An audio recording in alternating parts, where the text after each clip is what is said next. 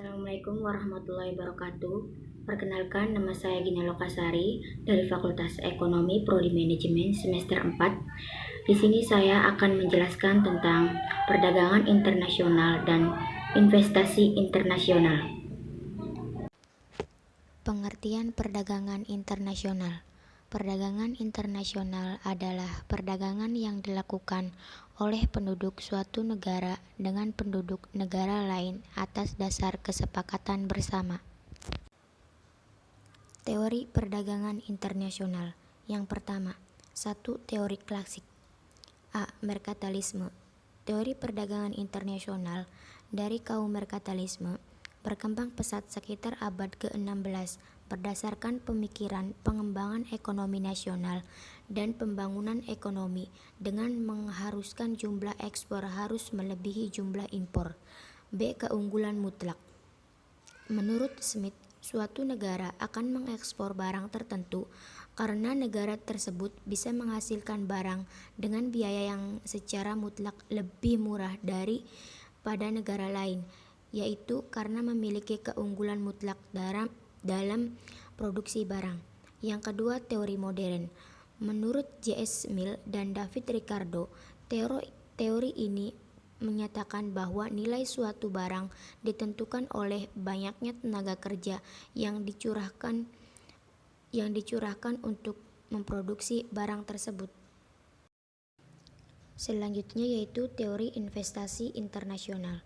Teori investasi internasional yang pertama, ownership advantage atau kepemilikan keuntungan.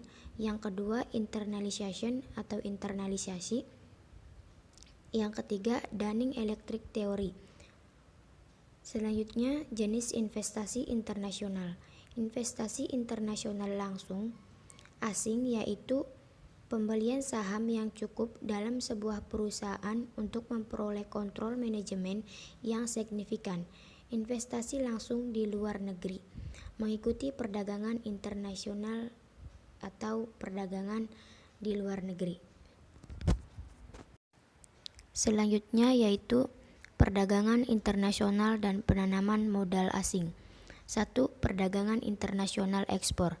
Secara sederhana, ekspor diartikan sebagai kegiatan mengeluarkan barang dari dalam negeri ke luar negeri dengan memenuhi kebutuhan dan peraturan yang berlaku. Manfaat dan tujuan ekspor yaitu 1. Menumbuhkan industri dalam negeri, 2. Mengendalikan harga produk, 3. Menambah devisa negara. Yang kedua, perdagangan internasional impor. Impor merupakan kegiatan memasukkan barang ke daerah atau juga merupakan kegiatan pembelian barang atau jasa dari negara lain untuk memenuhi kebutuhan dalam negeri. Tujuan dan manfaat impor. Tujuan paling utama dari kegiatan impor adalah memenuhi kebutuhan dalam negeri. Aktivitas ekspor dan impor merupakan salah satu wujud dari interkonektivitas setiap negara. Tidak ada negara yang mampu hidup mandiri. Penanaman modal asing.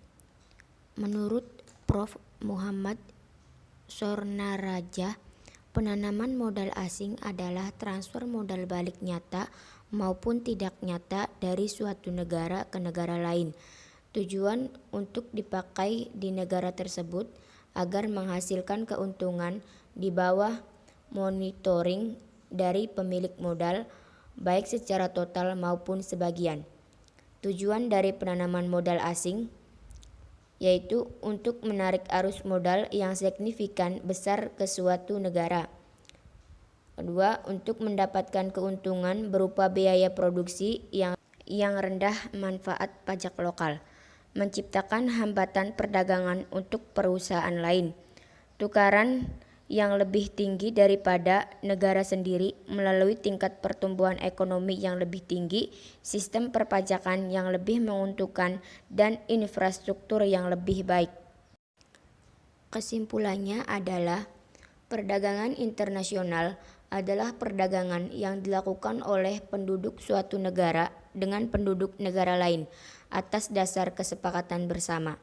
Secara umum, perusahaan dapat menggunakan agen-agen domestik atau luar negeri untuk melakukan ekspor impor. Sekian presentasi dari saya, kurang lebihnya mohon maaf. Wassalamualaikum warahmatullahi wabarakatuh.